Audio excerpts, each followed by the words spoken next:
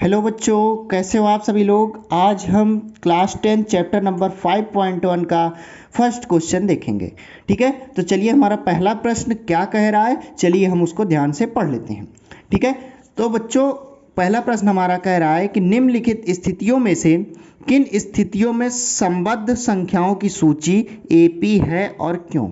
मतलब जो नीचे हमारा प्रश्न लिखा हुआ है ये हमारा एपी सूची में है कि नहीं है, और है तो क्यों है। ठीक है, ये हमको बताना है। तो बच्चों हमारा प्रश्न क्या है, पहले इसको पढ़ लेते हैं। प्रत्येक मीटर की खुदाई के बाद एक कुआं खोदने में आई लागत, जबकि प्रथम मीटर खुदाई की लागत 150 रुपये है और बाद में प्रत्येक मीटर खुदाई की लागत 50 रुपये बढ़ती जाती है। ठीक है, तो बच्चों कह रहा है हमारा प्रथम मीटर की खुदाई की लागत 150 रुपये है और बाद में प्रत्येक मीटर जब खोदते हैं, प्रथम मीटर के बाद जब हम दूसरा मीटर खोदेंगे तो उसकी कीमत 50 रुपये बढ़ जाएगी। फिर जब तीसरा मीटर खोदेंगे, मतलब जितनी मीटर हम खोदेंगे उतने बार हमारा 50-50 रुपये बढ़ता जाएगा। आइए हम इसको चित्र के माध्यम से समझ लेते हैं। बच्चों मान लीजिए ये कोई कुआं है, ये कोई एक कुआं है। ठीक है, अब इसको हमको खोदना है, ये हमको डिज़ाइन दिया गया है कि इतना खोदना है हमको। ठीक है, अब मान लीजिए हमने पहला मीटर खोदा तो मज़दूर लोग बोले कि हम पहले मीटर खोदने का हम 150 रुपये लेंगे। ठीक है, एक मीटर ये है। ठीक है, एक मीटर बोला मज़दूर कि हम पहला मीटर खोदने के लिए हम 150 रुपये लेंगे। इसके बाद आप जितने भी मीटर खुदवाएंगे हम उसका 50 रुपये और लेंगे, तो 50 रुपये और लेंगे। ठीक है, जितने भी मीटर 50 रुपये हर मीटर का, ना कि पूरे का। जितना भी आप खुदवा लिए केवल 50 रुपये, ऐसा नहीं बोल रहे हैं कि जितना भी खुदवाएंगे इसके बाद एक मीटर तक ये है, फिर एक मीटर फिर हम ये खोदे, फिर हमको 50 रुपये दे दीजिए। फिर अगला मीटर फिर खोदेंगे तो फिर हमको 50 रुपये दे दीजिए। ठीक है, तो कहने का मतलब ये है कि प्रत्येक अतिरिक्त किलोमीटर जब खोदते हैं तो हमको 50 रुपये और मिलना चाहिए। ठीक है, चलिए अब हमको जो जो प्रश्न में दिया है उसको हम लिख लेते हैं। ठीक है, तो दोस्तों हमको प्रश्न में प्रथम मीटर की खुदाई की लागत 150 रुपये दिया गया था, प्रत्येक अतिरिक्त मीटर की खुदाई की लागत 50 रुपये दिया गया था। अब हम 3-4 मीटर खुदाई की कीमत निकाल लेंगे, उसके बाद हम एपी सीरीज बना लेंगे, उसी से हमको पता चल जाएगा। तो अब हम क्या करेंगे, दूसरे मीटर की खुदाई की लागत निकालेंगे। तो दूसरे मीटर खुदाई की लागत निकालने के लिए हम क्या करेंगे बच्चों कि प्रथम मीटर खुदाई हमको पता है, प्रथम मीटर खुदाई की लागत 150 रुपये थी और एक मीटर अतिरिक्त खोदा जा रहा है ना, एक मीटर के अलावा एक मीटर और खोदा जा रहा है, 2 मीटर खोदा जा रहा है। तो हम क्या करेंगे कि इसमें 50 रुपये और जोड़ देंगे। तो ये कितना हो जाएगा, ये हो जाएगा हमारा 200 रुपये हो जाएगा। ये 200 रुपये हमारे 2 मीटर की खुदाई की कीमत आ गई। अब हम क्या करेंगे, तीसरे मीटर की खुदाई की कीमत निकालेंगे। तो तीसरे मीटर की खुदाई की लागत ये लिख लिए हम। अब तीसरे मीटर की खुदाई की लागत जब निकालेंगे तो 2 मीटर की तो हमको पता है, 2 मीटर खुदाई की लागत, तो 2 मीटर की खुदाई की लागत हमारी 200 रुपये है और एक अतिरिक्त मीटर की खुदाई और हो रही है। तो हम क्या करेंगे कि 50 रुपये और जोड़ देंगे इसमें। 50 रुपये और जोड़ दिए हम, तो ये कितना हो गया, ये हो गया हमारा 250 रुपये हो गया, 250 रुपये।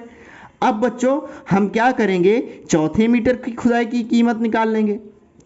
अब चौथे मीटर की खुदाई की कीमत निकालेंगे तो चौथे मीटर की खुदाई की लागत निकालेंगे। तो अब 3 मीटर की खुदाई की लागत हमको पता है, 250 रुपये दिया गया है। तो चौथे मीटर की जब निकालेंगे तो 3 मीटर पता है, अब 1 मीटर और खोद दिए, 4 मीटर हो गया, तो 50 रुपये और बढ़ जाएगा। एक मीटर की अतिरिक्त खुदाई हो रही है तो 3 मीटर की कीमत है 250 और प्लस 50 और जोड़ दिए, तो ये कितना हो गया, ये हो गया हमारा 300 हो गया।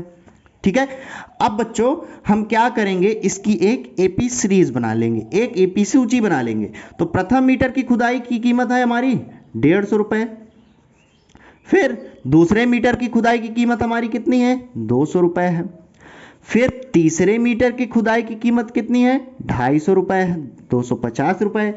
चौथे मीटर की खुदाई की कीमत कितनी है, 300 रुपये है, 300 रुपये लिख दिए। अब 5 मीटर खोदते तो आगे निकालते, अब कितना निकालेंगे, जितना खोदा जाएगा उतना निकाला जाएगा। तो इसको हम क्या मतलब इतना निकालने से, ठीक है, हमने 4 मीटर की निकाल ली। अब हम क्या करेंगे, इसको प्रूव करेंगे कि हमारा ये एपी सूची में है कि नहीं है। तो बच्चों मैंने आपको पिछले वीडियो में बताया है कि हमको एपी सूची पता करने के लिए हमको उसके बीच का सार्वंतर पता करना चाहिए, और सार्वंतर अगर बराबर हो गया तो हमारा एपी सूची में है, ठीक है, हमको प्रूव हो जाएगा। तो चलिए हम इसका सार्वंतर निकाल लेते हैं। तो सार्वंतर निकालने के लिए हमको पता है कि सार्वंतर निकालने के लिए हमको पता है कि दूसरे पद से हम पहले पद को माइनस करते हैं, बाद वाले पद को हम उसके पहले वाले पद से हम माइनस करते हैं। तो बाद वाला पद क्या है हमारा, इसको मान लेते हैं a1, इसको मान लेते हैं a2। तो a2 माइनस a1 करेंगे तो ये कितना हो जाएगा, 200 माइनस 150, तो ये कितना हो जाएगा, ये हो जाएगा हमारा 50 रुपये। अब बच्चों हमको पता करना है कि सब के बीच का सार्वंतर बराबर है कि नहीं है, तभी तो हम पता कर पाएंगे कि हाँ नहीं ये सही में सही है कि नहीं, सही सीरीज हमारी बनी है कि नहीं। तो हम एक सार्वंतर और निकाल लेंगे इन दोनों के बीच का, ठीक है। तो 2 सार्वंतर हो जाएंगे तो हम उसका नाम दे देते हैं D1, इसका नाम दे देंगे, D2 इसका नाम दे देते हैं। अब D2 निकालेंगे तो ये तीसरा पद है, ये तीसरा पद से हम दूसरे पद को माइनस करेंगे, लगातार पद माइनस करना है। तो तीसरा पद A3 माइनस A2 करेंगे। अब A3 कितना दिया है, A3 हमारा 250 रुपये है, 250 रुपये, माइनस A2 कितना है हमारा 200 रुपये है, 200 रुपये। तो ये कितना हो जाएगा, ये भी हमारा 50 आ जाएगा। अब D1 D2 तो 50-50 आ गया, हम D3 भी निकाल लेते हैं, D3, ठीक है, इसको हम चौथा पद मान लेते हैं, चौथा पद। अब D3 निकालेंगे तो D3 निकालने के लिए हम क्या करेंगे, चौथे पद से हम तीसरे पद को माइनस कर देंगे, इन दोनों के बीच का सार्वंतर निकाल लेंगे। अब इन दोनों के बीच का सार्वंतर निकालेंगे तो A4 में से A3 को माइनस कर देंगे, बाद वाले पद से पहले वाले पद को हम माइनस कर देंगे। तो ये हो जाएगा हमारा A4 माइनस A3, ठीक है। अब A4 माइनस A3 होगा तो ये कितना आ जाएगा हमारा, A4 कितना दिया है, A4 है हमारा 300 रुपये, A4 है हमारा 300 रुपये। फिर A3 कितना है, A3 है हमारा 250 रुपये, 250 रुपये। तो ये कितना हो जाएगा, ये हो जाएगा हमारा 50 रुपये, ठीक है। अब बच्चों अब देखिए यहाँ पर हमको क्या दिख रहा है कि D1 D2 और D3 ये सभी बराबर है आपस में। तो क्या लिखेंगे हम यहाँ पे कि D1 equal to D2, D1 बराबर D2 बराबर D3, ठीक है, ठीक है। तो अब हम यहाँ पे लिखेंगे सार्वंतर बराबर है, अतः यह सूची एपी में है, ठीक है। हमारा प्रूव हो गया क्योंकि सार्वंतर बराबर है इसलिए ये एपी सूची में है, ठीक है। अब बच्चों चलिए हम चौथे क्वेश्चन की ओर चलते हैं, ठीक है। तो बच्चों चौथा प्रश्न आपके सामने ये है। बच्चों चौथा प्रश्न हमारा कह रहा है खाते में प्रत्येक वर्ष का मिश्र धन जबकि रुपये 10,000 की राशि 8% वार्षिक की दर से चक्रवृद्धि ब्याज पर जमा की जाती है, ठीक है। बच्चों हमको इसमें मूलधन दिया है, दर दिया हुआ है और समय अपने हिसाब से 1 वर्ष 2 वर्ष करके वो एपी सीरीज के हिसाब से हम निकालेंगे, ठीक है, एक वर्ष का निकालेंगे। तो हमको जो जो दिया है सबसे पहले लिख लेते हैं। तो मूलधन हमको दिया है 10,000, मूलधन ये हमको दिया है 10,000, ठीक है। अब बच्चों दर दिया है हमको, दर बराबर 8%, ठीक है, वार्षिक ब्याज की दर से है ना, तो एक वर्ष से हम निकालेंगे। तो प्रथम वर्ष के लिए निकालेंगे सबसे पहले। बच्चों हमको फार्मूला, पहले आप फार्मूला देख लीजिए, हमको मिश्रधन निकालना है, ठीक है, प्रत्येक वर्ष का मिश्रधन। तो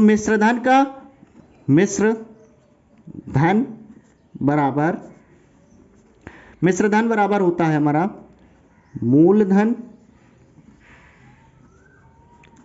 ब्रैकेट में 1 प्लस दर बटे 100 और ऊपर में पावर होगी जो हमारी वो होगी समय की पावर होगी। ठीक है, इसको हम याद रख सकते हैं, समय सबसे बड़ा बलवान होता है, समय की पावर होगी। ठीक है, अब बच्चों क्या होगा कि मूलधन हमको क्या दिया है 10,000, तो हम पहले प्रथम वर्ष के लिए निकालेंगे। समय बराबर प्रथम वर्ष, प्रथम वर्ष के लिए, प्रथम वर्ष के लिए, प्रथम वर्ष के लिए निकालेंगे तो ये कितना हो जाएगा हमारा, ये हो जाएगा मूलधन कितना है हमारा 10,000। ठीक है, और एक ऐसे ही लिख देंगे, दर कितना है, दर हमारी 8% है। ठीक है, और 100 ये हो जाएगा। समय एक है, एक वर्ष, तो एक वर्ष तो हम एक पावर में लिखेंगे नहीं, चलिए लिख देते हैं। ठीक है, उसका कोई मतलब नहीं होता है। ठीक है, अब हम निकालेंगे दूसरे वर्ष के लिए, दूसरे वर्ष के लिए। अब दूसरे वर्ष के लिए निकालेंगे बच्चों, तो दूसरे वर्ष के लिए निकालेंगे तो ये कितना हो जाएगा, ये 10,000। ठीक है, 1 + 8% नहीं लगाया जाता। ठीक है, 8% है तो केवल 8 लिख दिए, बटे 100 हो गया ये। ठीक है, और पावर में 2। ठीक है, यहाँ पे पावर बढ़ गई समय। अब बच्चों क्या करेंगे, हम तीसरे वर्ष के लिए निकाल लेंगे। तीसरे वर्ष के लिए तो यहाँ पे लिखेंगे तीसरे वर्ष के लिए। अब तीसरे वर्ष के लिए निकालेंगे तो ये कितना हो जाएगा, ये हो जाएगा हमारा 10,000। ठीक है, 1 + 8 बटे 100। ठीक है, और पावर अब तीसरे वर्ष के लिए तो यहाँ पे पावर 3 लगाएंगे। अब यहाँ पे हम क्या देख रहे हैं दोस्तों, यहाँ पे जो हमारी पहले वर्ष का जो पावर है, ठीक है, वो 1 है। दूसरे वर्ष के लिए हमारी पावर बढ़ गई, 2 हो गई। ठीक है, गुणे 2। अब तीसरे वर्ष के लिए है तो ये गुणे 3। ठीक है, तो हमको खुद से पता है कि पावर बढ़ रही है तो यहाँ पे एपी हो ही नहीं सकता, संभव ही नहीं है, यहाँ पे गुणे में है। ठीक है, यहाँ पे 3 बार इसको लिखेंगे। आखिर ए, यहाँ पे देखिए आप रफ में देखिए, यहाँ पे देखिए कि a की पावर अगर हम 3 लिखते हैं तो क्या मतलब होता है, a गुणे a। ठीक है, a की पावर 2 लिखते हैं तो a गुणे a। तो क्या अगर हम इसमें से इसको माइनस करेंगे तो क्या हमारा सब बराबर हो सकता है, नहीं हो सकता।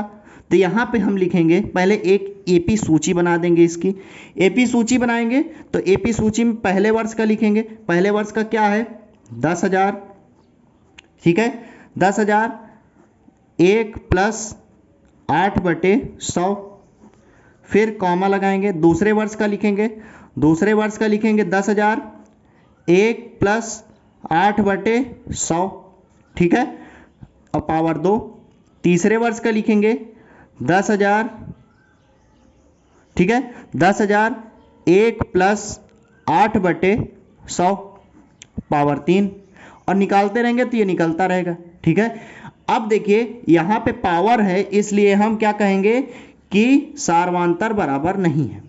ठीक है, सार्वांतर